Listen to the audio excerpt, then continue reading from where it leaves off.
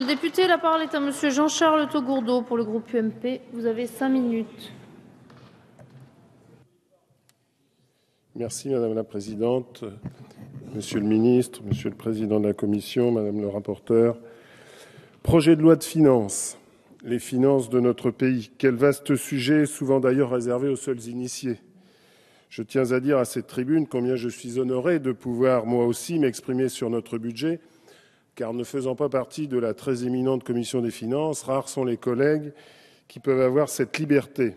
Un quart des orateurs seulement, d'ailleurs, dans cette discussion générale, ne sont pas des commissaires aux finances.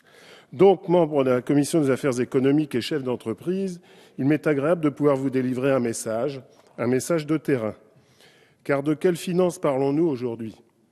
Des finances que nous n'avons pas, des finances que nous voulons gagner, des finances que nous ne voulons pas dépenser, et peut-être des finances que nous n'avons pas et qu'il faudrait donc mieux ne pas dépenser.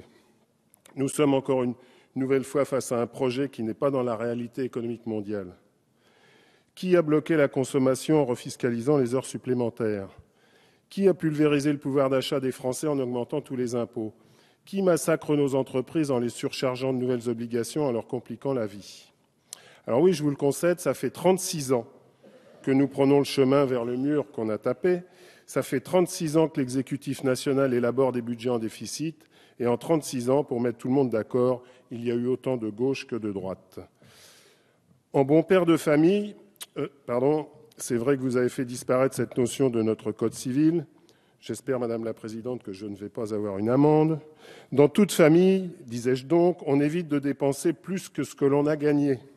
Et pourtant, vous votez encore des budgets en déficit, en imposant plus, en taxant plus, sans vous soucier du retour productif des impôts et des taxes. Depuis 2 ans, vous avez continué à asphyxier nos entreprises et nos familles. Oh, pas dans la communication, certes, mais dans les faits, oui. Par exemple, un chef d'entreprise me disait encore ce matin, à salaire brut fixe, il a plus 6% de frais de personnel en plus. Et je ne parle pas du CICE, avec ses contrôles fiscaux systématiques en retour. Respectez enfin ceux qui prennent des risques avec leur argent. Regardez autrement ceux que vous prenez pour des exploiteurs, mais qui hypothèquent leur maison et tous leurs biens pour gérer le système privé qui crée toute l'activité génératrice de richesse. Parce que je parle de ceux qui entreprennent à leur compte, qui faisaient de 0 à plusieurs milliers de salariés, qu'ils soient artisans, commerçants, chefs d'entreprise, agriculteurs, professions libérales. Tout cela ne peut fonctionner qu'à condition que nous ne consommions pas plus que ce que nous produisons.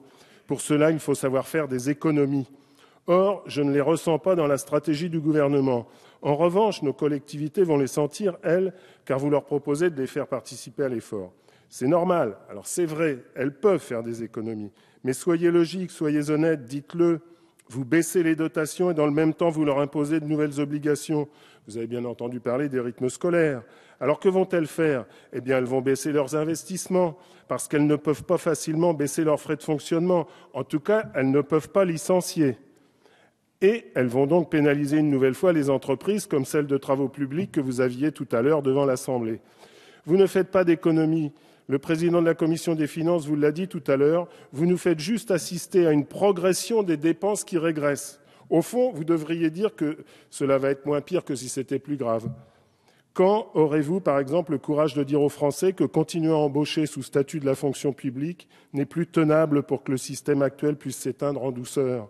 Est-ce raisonnable d'embaucher 60 000 fonctionnaires dans l'éducation nationale, alors que si vous embauchez des jeunes gens d'environ 20 ans qui vivront probablement jusqu'à 100 ans, c'est 4 800 000 années de travail en un claquement de doigts du président de la République. Ayez le courage de regarder la vérité en face. La dépense publique est menacée parce que le travail quitte notre territoire. Il y a urgence à laisser respirer nos entreprises pour qu'elles créent suffisamment de nouveau des richesses. Pour terminer, je voudrais vous dire de manière très basique et facile à comprendre même si l'on ne sait pas compter. Il y a de moins en moins de contribuables, ils payent donc de plus en plus d'impôts et ils se sauvent ou arrêtent d'investir. Il est temps pour Bercy, Monsieur le Ministre, de passer d'une logique comptable à une logique économique. Cette logique de la grande distribution pleine de bon sens. Je pratique des petits prix, autrement dit des petits impôts. Je fais des petites marges, autrement dit les impôts n'empêchent pas de vivre. Bilan, pour nos finances, ce serait de plus en plus de contribuables, mais payant un impôt raisonnable. Et donc pour l'État, une plus grosse récolte, mais plus juste et équitable. Chacun comprendra de nouveau que le travail est la seule vraie source de création de richesse. Et c'est cette création de richesse retrouvée qui permettra à l'État redevenu raisonnable d'activer la solidarité nationale grâce à des finances redevenues saines. Ce PLF n'étant pas raisonnable, vous comprendrez que je ne le voterai pas. Merci, monsieur le député.